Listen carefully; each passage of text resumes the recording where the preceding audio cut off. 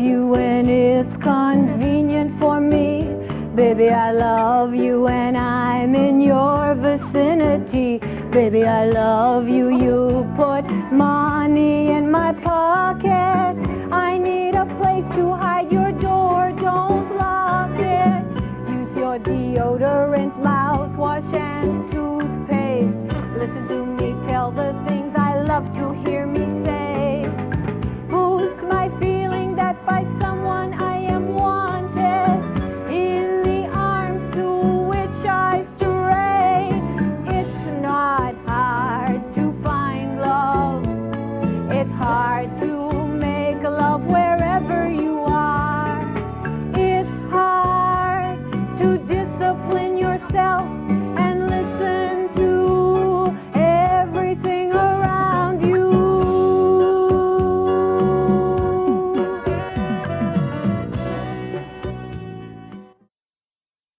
Hello, everyone. Welcome to Towards the Quality of Life. Once again, this is our third show. We're filming at BNN, Boston's local access television station, a must-see for all of you out there. And today we're going to be talking about teen love and beyond, about what happens and how it evolves when people start to feel sexual attractions towards each other, in this country especially, with the very open atmosphere that we have about boys and girls being able to be in interaction with each other. We have very early availability to feel these attractions towards each other and go on what often is a very rigmarole roller coaster ride of love, puppy love, flames, torches, love lost, love regained, love unrequited, and so on. It can be especially hard on girls. It's hard on boys as well in many different ways, but it can be especially hard on girls. Up till now, our first shows have dealt with many of the issues that are bearing down on us and making life less than a positive quality, a deteriorating quality, with increasing depression, stress, and wasted time on tasks that have no meaning, lack of communication with each other. And we stressed in the first show the importance of contingencies to how we feel, think, and act. Contingencies being all those features of thoughts we are having, structural, environmental features about who is around us and how we are behaving, and the way we interact, depending on circumstances, having a very important role in the net outcome. And that's what we're going to try to talk about today, especially in regard to teen love. One point that we do want to remember, and I'll go over here and show you a poster about it. We do want to remember, importantly from a previous show, that it's very important for our mental health and our overall well-being to relate. And to relate is to be in genuine communication with someone. And today we're going to see with teen love how far or close we come to being in genuine communication with someone, and hopefully how to avoid some of the pitfalls that are apt to fall into every person's life as they encounter teen love. Now first, I wanted to start with the fundamental difference between boys and girls.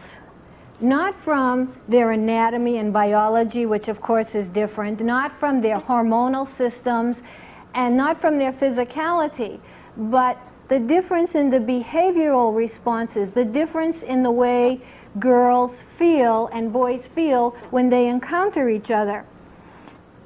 A girl is very enamored and enthralled to have a boy pay attention to her.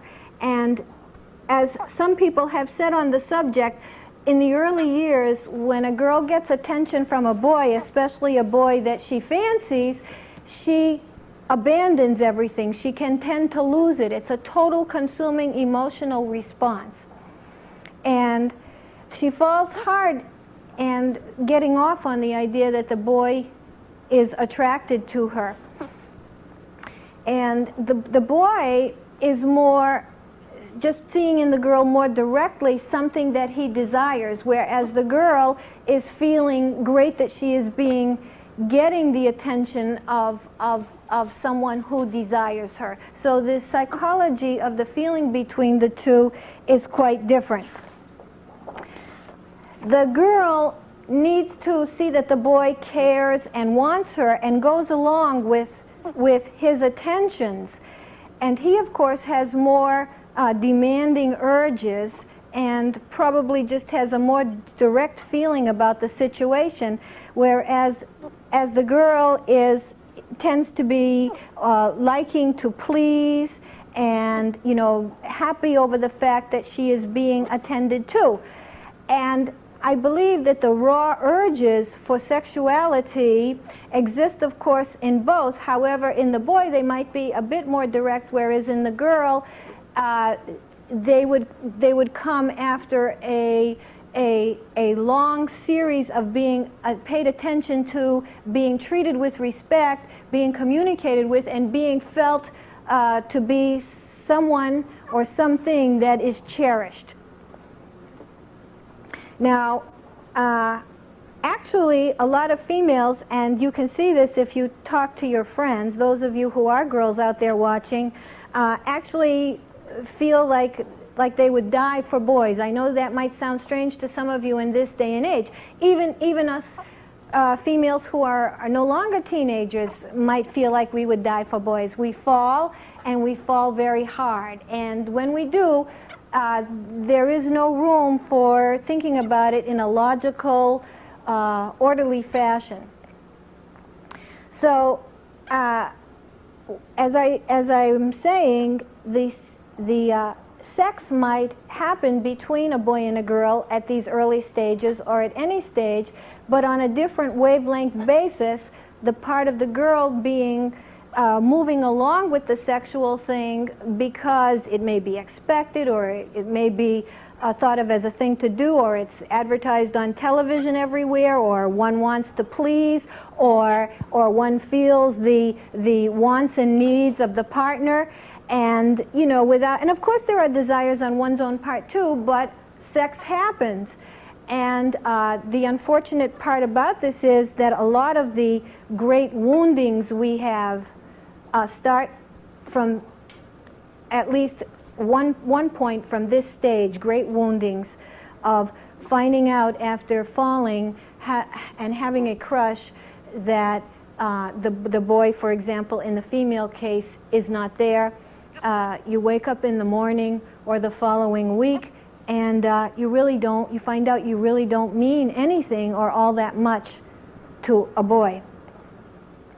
Now, for the boys can be disappointed as well, but they tend to have an urgency, and if you listen to them talk, they're looking at all the girls, thinking often what it would be like to be having sex with many of them.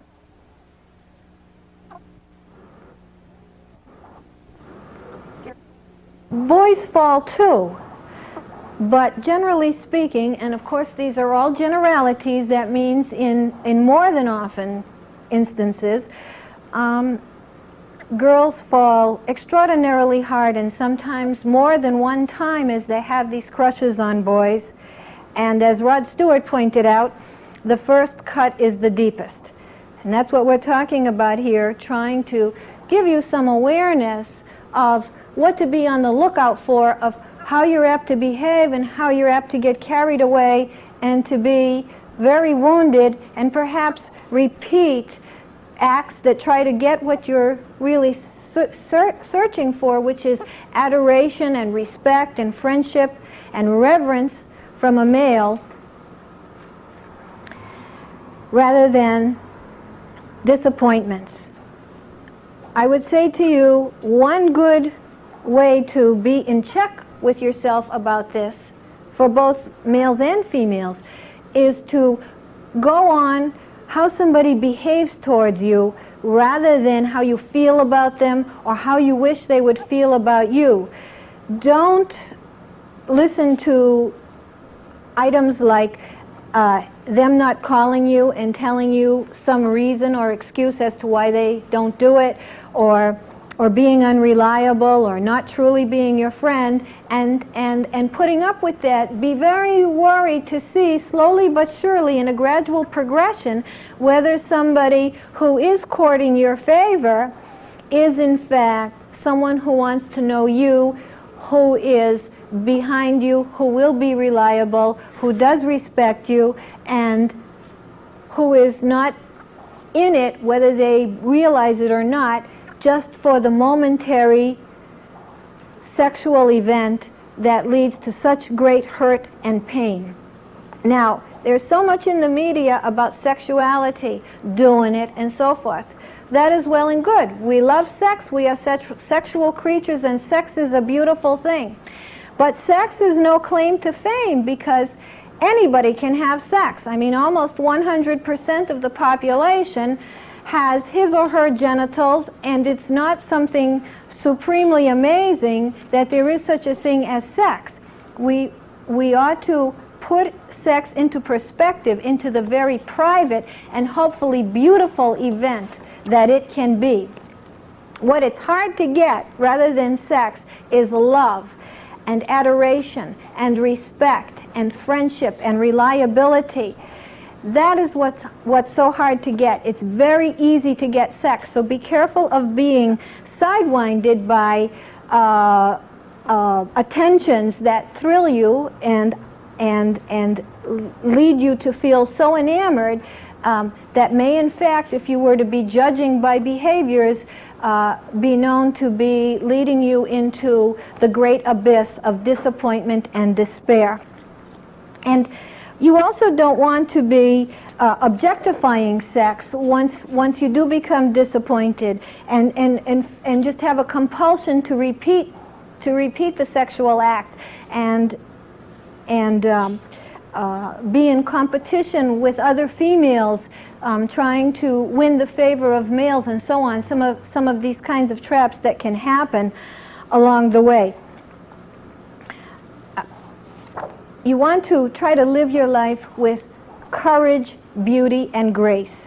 This goes for both boys and girls. And for the girls to be walking around is very risky, in fact, and there are more than ample opportunities for sexual encounters. So what you really need to find out is, can you find a friend, which would be a very hard thing to do in this day and age. Remember also that sex is not a mechanical act. We get into that now, and there's a lot of words we use for it that prove, words that don't speak to it in very pretty terms. You can think of all the names we have for sex that show what people really are doing to each other rather than having a beautiful experience. Have enough courage and beauty and grace in yourself to be doing the qualitatively beautiful thing in life. And if and when you do have sex, hopefully it will be after getting to know someone and having a reason to have this encounter have developed over many fine and intimate situations that have nothing to do with your basic urges, which, like I say, are so common and so readily available that they're really nothing to be chasing after, especially from the female perspective. I've seen so many faces of young women with weary dark circles under their eyes, trying to feel that grace and beauty after the devastation of that first cut, that second cut, that third cut, and the feeling of abandonment, the feeling of having been left empty. You know, there is a rock group, the wife of former singer Kurt Cobain, who calls herself Whole, which is an expression also used, come to think of it, in a lot of rap songs. which is an expression that shows you where your psychology and where your inner feeling might be left, laying on the floor. And worst of all, of course, is the deepest wound, a whole separate issue, the one that is the female becoming pregnant and being left there now with a baby growing inside her womb, and her partner or her mate nowhere to be found. This is a whole other story, and of course a wound that can't even begin to be spoken to, and we ought to remember what a courageous and outstanding and amazing situation it is for the females out there, now grown and growing, who are carrying on with their parental responsibilities after having succumbed to the lone parent pregnant female situation.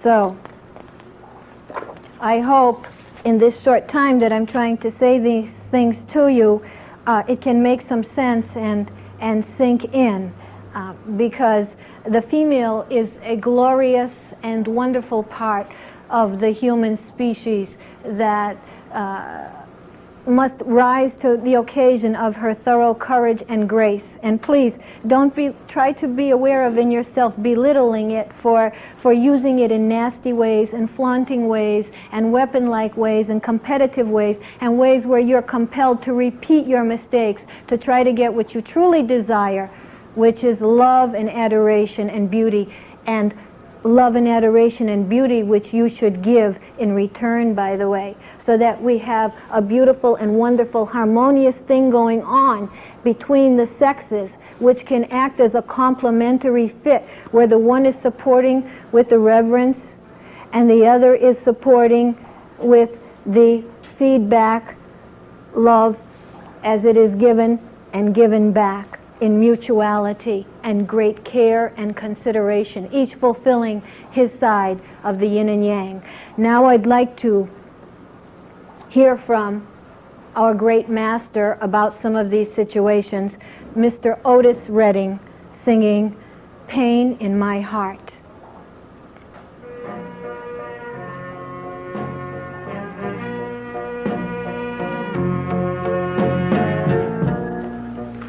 Pain in my heart, treating me cold. Where can my baby be? Lord, no one knows. Pain in my heart, just won't let me sleep. Where can my baby be? Lord, where can she be? And now the day has begun to get tough. Lady, I want you to come back, come back, come back, baby. That is love. Oh, a little pain in my heart just won't let me be. Wake up a restless night, Lord, and I can't even sleep.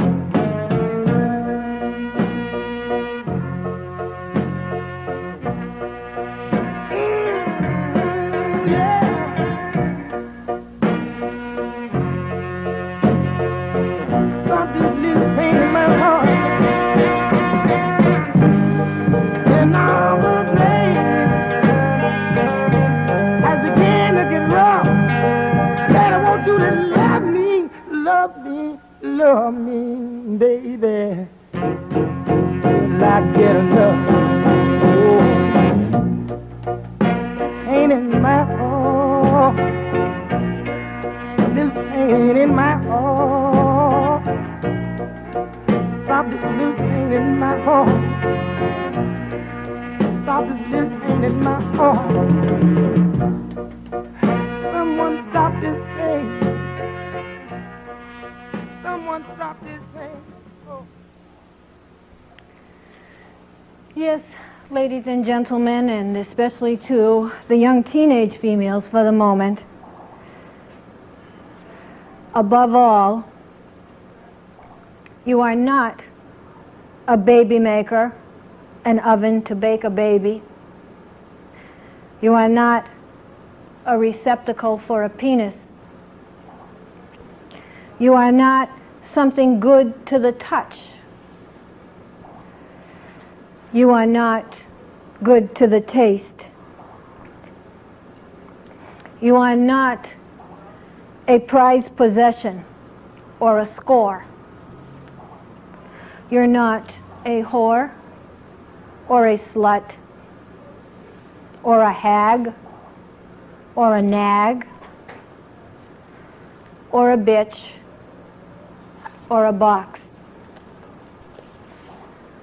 You're not a mother or a female or a broad or the fairer sex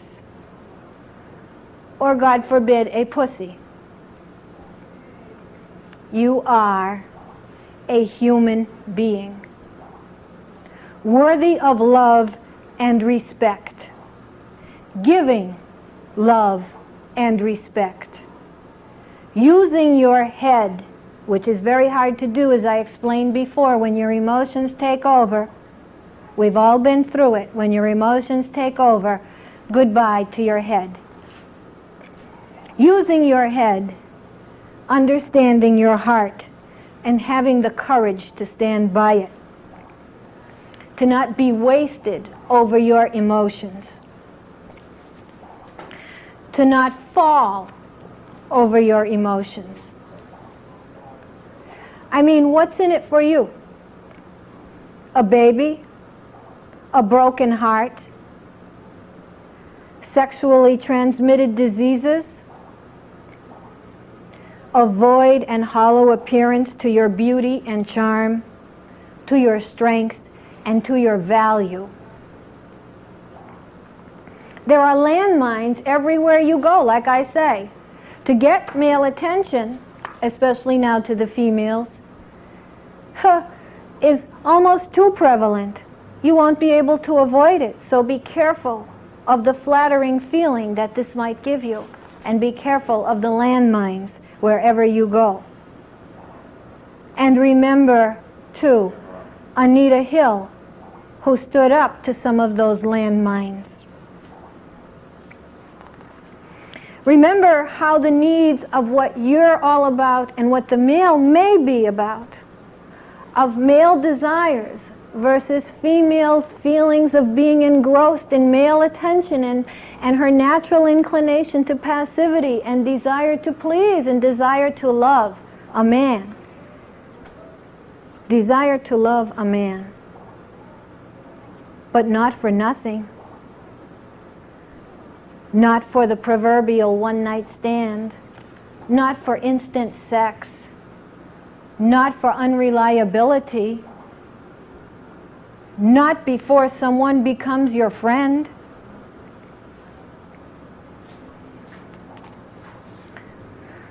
Let sex be something glorious and beautiful, if at all, and something that's kind of planned. You know, in India,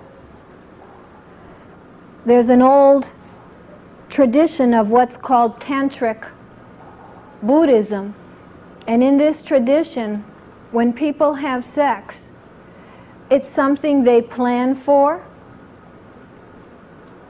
take their time about, do many beautiful things around, and it becomes a pinnacle and something at the end of an evolution of great human spirituality together. You know, a good tip-off for both the boys and girls out there watching, and even older people, is how often do you look each other in the eye? And if you're having sex, how often do you dare to look each other straight in the eye? How much do you spend time together? Or is it a hassle time? Is it... And by the way, when I'm thinking of that, I'm thinking of how people often have sex to make up, or or the idea that sex is healing. To a degree, sex is, but if there are problems and difficulties between yourself and someone else, and you have sex, it will not be the healing force. Once that passion is over, you'll be right back where you started from with the same frustrations. I repeat, go on the behavior if you can, even while your head is spinning from the one you've fallen for, from that great crush, and it is a wonderful feeling to have. But oh, that cut, that first cut, and that second cut. And another tip too, you know, you'll often notice this time again, especially to the female, that when a male approaches, you might be expected, if you were to turn him down, to say either that you already are attached, that you have a boyfriend, or that you're married. In other words, never that you can just say, or rarely ever, that you can just say plain old no, no thank you. So you ought to practice that. Practice your courage and your beauty to just be able to say no, no thank you. For what reason? For no reason. Just say no. All right. Now, this will take us to the end of our show for today. I thank you very much for tuning in. And I want you to remember that this is Boston Neighborhood Network Television. It is your local cable access TV, and you stay tuned to Channel 3 and 23 as much as you can throughout the day. And we're going to continue doing Toward a Quality of Life shows on any number of subjects. So please keep looking for us. We won't have a regular time as yet, but watch for us on the scheduling, and please tune in. And remember, from our last show that we did about animals in the experiment situation, be good to animals and remember them. Until the next time, I say to you, adios.